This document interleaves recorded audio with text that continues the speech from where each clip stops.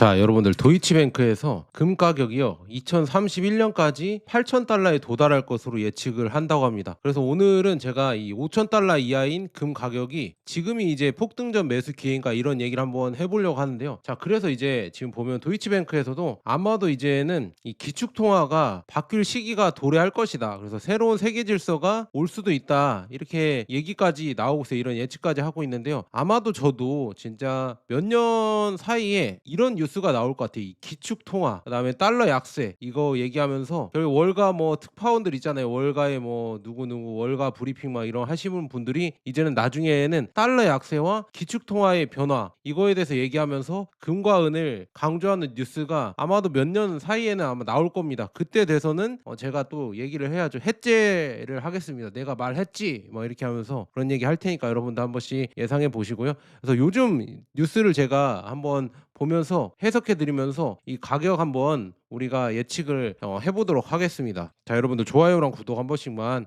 부탁드리고요. 그래서 현재 금 가격은 눌림목이다 뭐 이렇게 생각이 드는데요. 현재 금 가격 조정은 이 단순한 약세 전환이 아니라 6,000달러 돌파 전에 나타나는 강세장 속 눌림목으로 이렇게 해석할 수 있습니다. 그래서 왜 그러냐, 이 주요 은행들의 이 가격 예측은 과거에도 이제 지속적으로 실제 가격을 과소평가해 왔잖아요. 그래서 최근 들어서야 지금 6,000달러 이상의 목표가를 제시하고 있습니다. 그런데 중요한 거는 그러나 중앙은행의 금 매입, 그다음에 탈달러와 그다음에 법정 화폐 가치 하락, 그다음에 아시아 실물 수요, 그다음에 테더의 금 보유 확대 이런 구조적인 요인을 고려하면 현재 전망치조차 보수적일 가능성이 있다. 저는 이렇게 보고요. 그래서 지금 첫 번째로는요. 그래서 뭐 지금 첫 번째로 이 금 가격 상승 가능성과 현재 매수 기회를 한번 분석을 해보자면, 현재 금 가격은 고점 대비 조정을 받았지만 연초 대비 이후로 이 지금 여전히 상승세를 유지하고 있잖아요. 그래서 작년 말에 이 금 가격이 뭐 4,322달러였으나 현재는 4,600달러 이상으로 움직이고 있고, 이 고점이 5,600달러 부근과 이 비교하면 하락폭이 커 보이지만 장기 흐름에서는 아직 상승 추세가 이 훼손됐다고 이렇게 보기 어렵죠. 그래서 지금 그렇게 보고 있고, 그다음에 여러분들 지금 은 가격 있잖아요. 은 가격은 역시 비슷한 흐름을 보이고 있는데요. 은은 조정을 받았지만 연초 대비 이 4달러 상승한 한 75달러 이쪽 부근에서 이렇게 움직이고 있고, 이는 금과 은 이 모두 단기 조정은 있지만 이 큰 흐름에서는 여전히 강세장 안에 있다고 이렇게 보고 있습니다. 자, 그래서 보면 현재 구간은 위험 보상 비율 있잖아요. 이게 지금 금 가격이 단기적으로 몇백 달러 더 하락 가능성은 있으나 주요 은행들이 제시하는 이 목표가 기준으로 보면 위쪽으로는 1,500달러에서 2,000달러 이상의 상승 여력이 있다고 열려 있다고 합니다. 그래서 따라서 현재 가격대는 장기 강세로운 관점에서 이 매력적인 이 분할 구간으로 해석될 수가 있다고 합니다. 자, 그래서 지금 리소스 알파가 이렇게 얘기한 이렇게 있거든요. 모은 게 있는데 지금 월스트리트가 마침내 따라잡고 있다. 이게 뭐냐? 이 금에 대해서 예측을 JP 모건, UBS, 웰스파고, 도이치뱅크 뭐 이런데 골드만삭스 이런 데가 예측을 했거든요. 그래서 주요 은행들의 이 예측치를 보면요, 5,400달러에서 7,200달러까지 목표가를 제시하고 있습니다. 그래서 JP 모건이 6,300, 그다음에 UBS가 6,200, UBS 강세 시나리오에서는 7,200달러까지 간다. 그다음에 웰스파고는 6,100에서 6,300, 도이치뱅크는 6,000달러 아까 말씀드렸죠. 그다음에 골드만삭스는 5,400달러, 그다음에 스티브 행키는 6,000에서 7,000달러 수준으로 갈 것이다.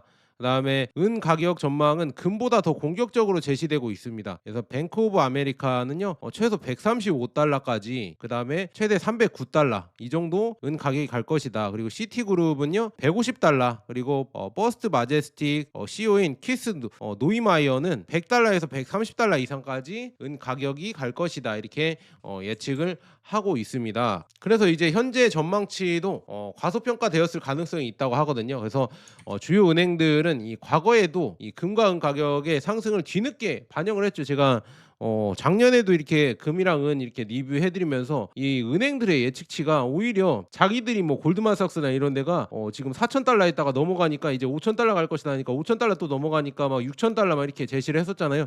그래서 후행적으로 이렇게 하고 있었고, 그다음에 2000년에서 2010년에는 이 금 장기 강세를 제대로 인정하지 않았습니다. 그리고 2010년에서 2012년에는 이 금 가격이 이미 크게 오른 뒤에야 상승장을 따라갔다고 이렇게 나와 있고요. 그다음에 2013년에서 2019년에는 다시 중립 또는 약세 관점으로 돌아섰고, 그다음에 2020년에서 25년에는 금을 서서히 재평가하기 시작했습니다. 그리고 25년 이후에는 금을 구조적 강세 자산으로 보기 시작했습니다. 이제는 금을 이제는 구조적 강세다, 앞으로 이제 꾸준히 올라갈 것이다, 이렇게 은행들이 보고 있습니다. 그리고 25년 예측 실패에는 기존 전망 모델의 한계를 보여준다고 하고 있거든요. 그래서 24년 말 기준으로 해서 25년 금 가격 전망은 대체로 2,800에서 3,200달러 수준이었다. 이거는 여러분들도 과거 데이터 찾아보시면은 그렇게 나와 있고요.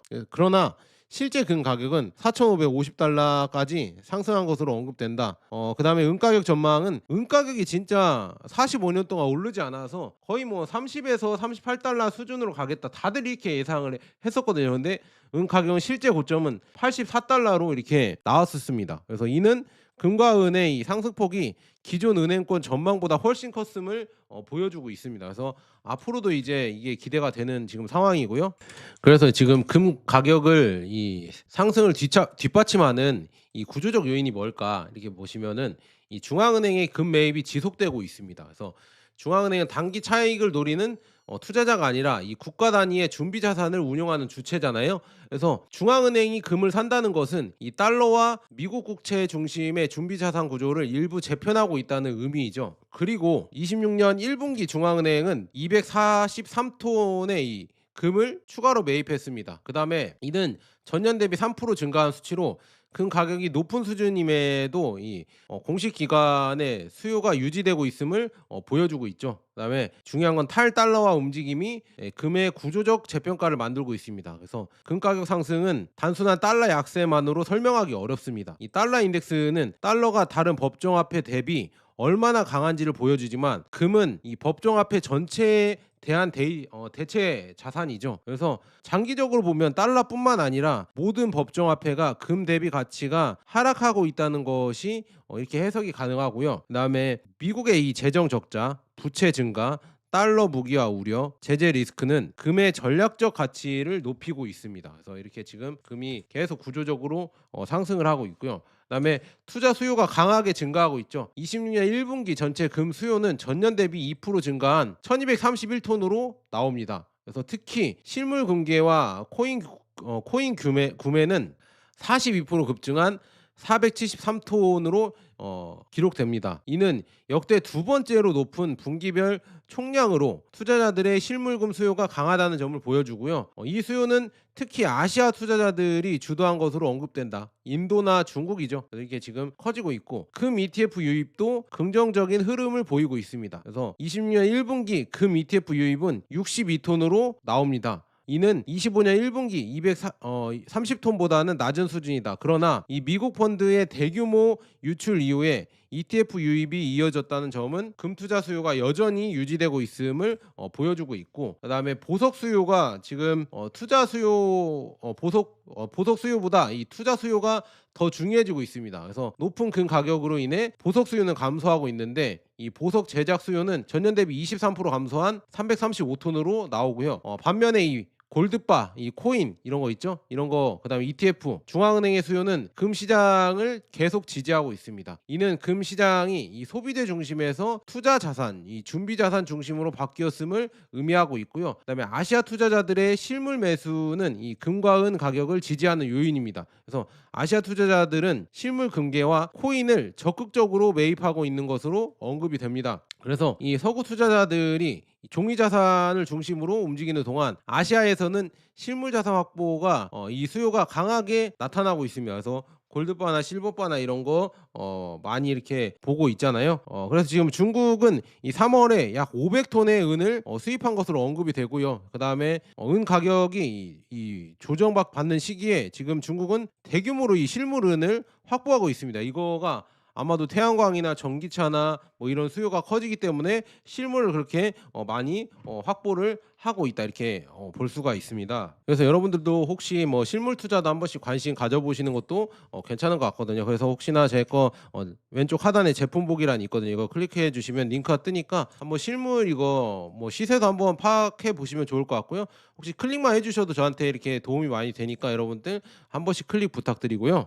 그 다음에 이제 7번째로 이 테더라고, 여러분들 코인 회사 아시죠? 아시죠? 이 지금 스테이블 코인 이 유명한 회사인데요. 금 보유 확대는 이 디지털 금융권에서도 금이 재평가되고 있음을 보여준다. 테더가 지금 금을 엄청나게 늘리고 있죠. 최대로 늘리고 있다고 지금 나오고 있는데 세계 중앙은행의 합친값보다 테더가 훨씬 더 금을 많이 모았다고 합니다. 실물 금을요. 그래서 테더는 지난 12개월 동안 이 금 보유량을 거의 2배로 늘린 것으로 나오고 있고요. 그래서 금 보유량은 약 145톤에 가까운 수준으로 나와 있습니다. 그래서 테더는 이 세계 최대의 스테이블 코인 USDT를 발행하는 기업으로 디지털 달러 시장의 이 핵심 플레이어라고 이렇게 나오고 있습니다. 그래서 이런 기업이 금 보유량을 크게 늘리고 있다는 것은 이 금이 전통 금융뿐만 아니라 이 디지털 금융 시스템 안에서도 이제 신뢰 자산으로 재평가받고 있음을 의미하고 있고요. 테더 금뿐만 아니라 이 금 로열티 회사와 광산 관련 자산에도 이 관심을 두고 있는 것으로 이렇게 나오고 있습니다. 그래서 테더가 이렇게 나오고 있고요.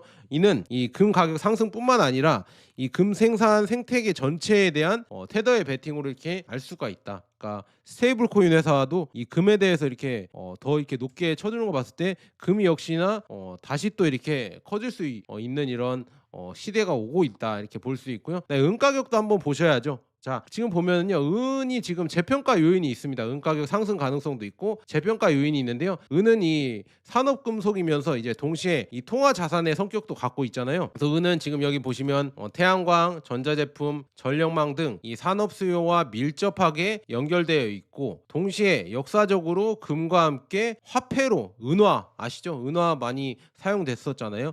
중국에서도 많이 사용됐고 그다음에 따라서 은은 단순한 산업재가 아니라 이 금과 유사한 통화 자산으로 재평가될 가능성이 있습니다. 그래서 은 시장은 금보다 작기 때문에 이 가격 변동성이 더 큽니다. 그래서 시총이 훨씬 낮죠. 금이랑 비교하면. 그래서 은 시장은 금 시장보다 규모가 작습니다. 그래서 산업 수요와 투자 수요가 동시에 유입될 경우 가격 상승폭은 금보다 더 클 수 있습니다. 반대로 하락 시에도 변동성이 훨씬 큽니다. 따라서 은은 금보다 공격적인 이 투자 자산으로 분류할 수가 있습니다. 이렇게 보십시오. 그래서 은이 그만큼 위험하다는 얘기고요. 그다음에 중앙은행들은 이 은을 산업재로만 보는 경향이 있습니다. 그래서 주요 중앙은행들은 금을 통화 자산으로 인정하면서도 은은 주로 그냥 산업재로 평가하는 경향이 있고요. 그러나 지금 은은 화폐적 성격이 다시 부각될 경우 기존 평가 방식은 바뀔 수가 있습니다. 저는 제가 봤을 때는 금도 이렇게 재평가를 받으면서 은도 아마도 이 기축통화의 이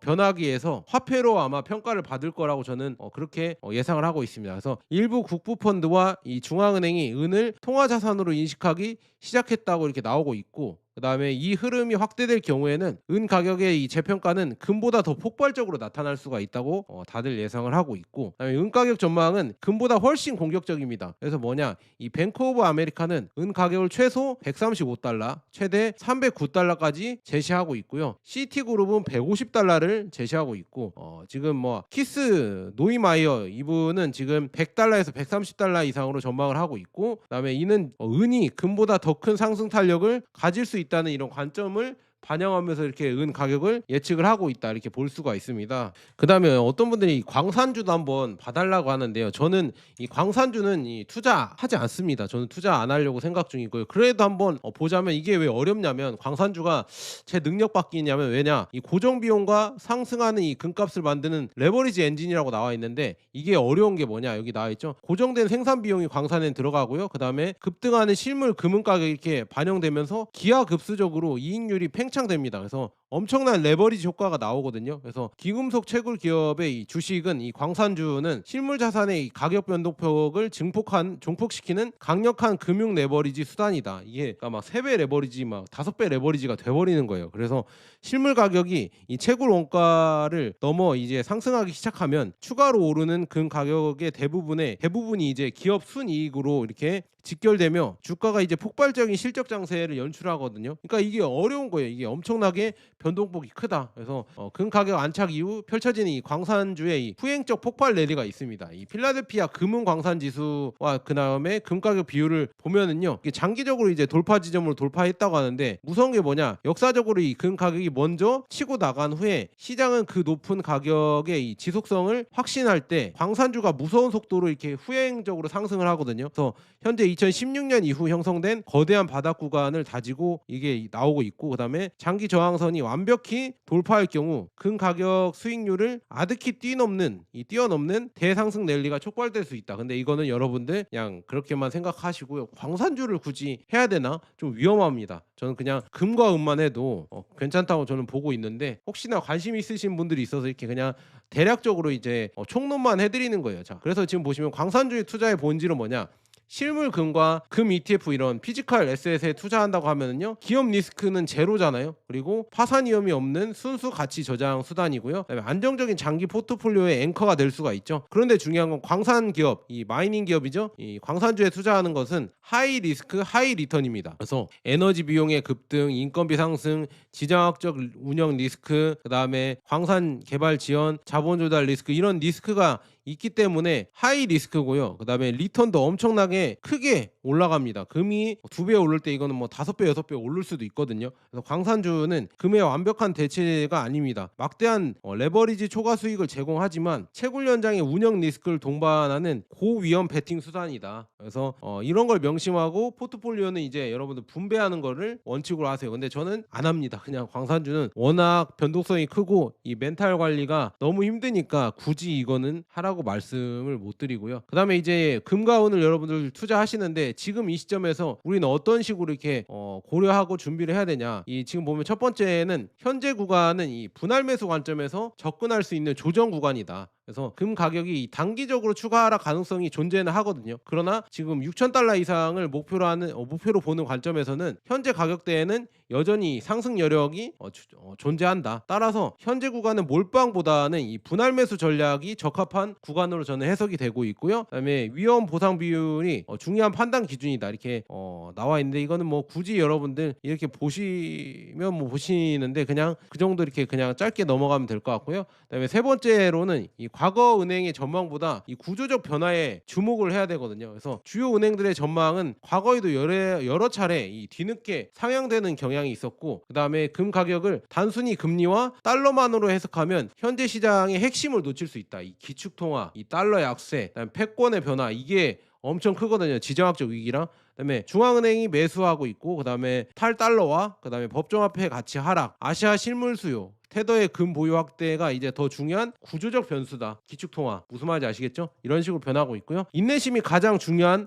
투자의 덕목이다. 저는 주식 투자나 금이나 은이나 여러 투자를 할 때 여러분들에게 그 심리, 인내심을 강조를 드리는데요. 매번 유튜브 영상에서 분석만 해드리니까 이런 심리에 대해서, 심리 조절에 대해서도 가끔 이렇게 영상으로 올릴 테니까 여러분들 조회 많이 해주세요. 많이 보셔야, 조회수가 많이 나와야 제가 더 많이 이렇게 심리 조절 영상도 여러분들 많이 가르쳐 드릴 수 있거든요. 그래서 인내심, 여러분들 투자할 때는 진짜 인내심이 가장 중요합니다. 그래서 귀금속 시장은 이 강세장 안에서도 큰 조정이 반복을 하잖아요. 은 가격도 막 힘들다고 지금 하시는 분들 많잖아요. 막 징징 대시는 분들 많잖아요. 힘들다고. 장기적으로 뭐 5년 6년 전에 아니면 10년 전에 투자하시는 분들은 그냥 느긋하게 이 변동성도 기다리고 있는데, 지금 이제 와서 고점에 물리신 분들은 막 힘들어요, 막 엄청나게 하잖아요. 그래서 그런 인내심이 있어야 된다. 그리고 은과 이 광산주는 이 금보다 변동성이 크기 때문에 중간 조정을 견디는 능력이 중요하고요. 그다음에 장기 테마가 유지된다면 단기 흔들림보다는 큰 흐름에서 인내심이 당연히 필요하다. 크게 이 대세 상승으로 갈 거니까 이런 단기에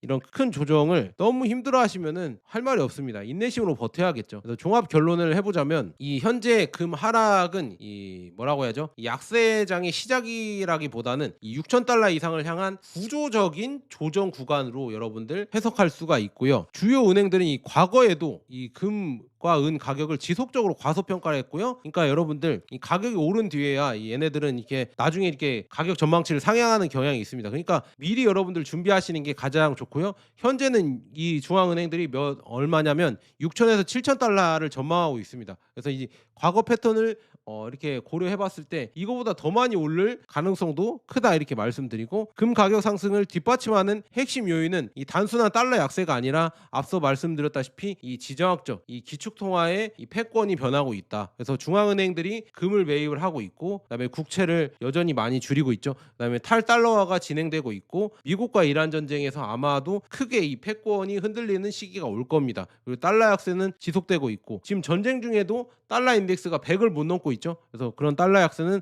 앞으로도 지속될 것이고, 그다음에 미국의 재정 불안과 이 법정화폐 가치 하락, 투자 수요 증가, 그다음에 아시아 이 중국과 인도는 실물 은을 매수하고 있죠. 그다음에 테더라는 이 스테이블 코인 최고 회사가 금을 엄청나게 많이 보유를 확대하고 있죠. 이런 변화 때문에 금은 단순히 이 글로벌 원자재가 아니라 이 글로벌 준비 자산으로 이 통화 시스템의 이 리스크에 대한 해지 수단, 이 보험 수단으로 계속 재평가 받고 있습니다. 그래서 앞으로도 더 크게 커질 가능성이 저는 무궁무진하다 이렇게 보고 있습니다. 그래서 이제 은은 그리고 그다음에 이 금은 이렇게 예측이 되고요. 은은 이 금보다 더 큰 이 변동성을 가진 자산이거든요. 그래서 산업 수요와 이 통화 자산 재평가 가능성이 여전히 이 동시에 나오고 있고 더 강한 상승 탄력을 아마 금보다 보일 수가 있습니다. 그래서 지금 보면 결론적으로 봤을 때 이 현재 구간은 이 무조건 마지막 매수 기회라고 단정할 수는 없지만 여러분들이 아시다시피 6천 달러 이상을 보는 이 장기 강세론적 관점에서는요. 충분히 중요한 조정 구간으로 볼 수가 있습니다. 그래서 금과 은의 이 은 시장의 핵심은 이 단기 변동이 아니라 이 전 세계가 이제 다시 금과 은을 준비 자산으로 그다음에 실물 가치 저장 수단으로 바라보기 시작했다는 이 구조적 변화에 있기 때문에 여러분들이 더더욱 여기에 집중을 하셔야 된다 이렇게 말씀드립니다. 자, 여기까지 좋은 번화됐고 여러분 좋아요랑 구독 한 번씩 부탁드리고요. 혹시 하입 눌러주실 분들은 하입도 한 번씩 부탁드립니다. 감사합니다.